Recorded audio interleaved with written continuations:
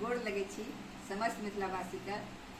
आइ हम अपना मम्मी संगे जन्माष्टमी उपलक्ष्य में एकटा कृष्ण जी के सोहर, कृष्ण जन्म के सोहर गाबि रहल छी। यदि नीक लागे तो लाइक करब, शेयर करब और चैनल को सब्सक्राइब जरूर कर देबै। धन्यवाद। गोकुला में कृष्ण न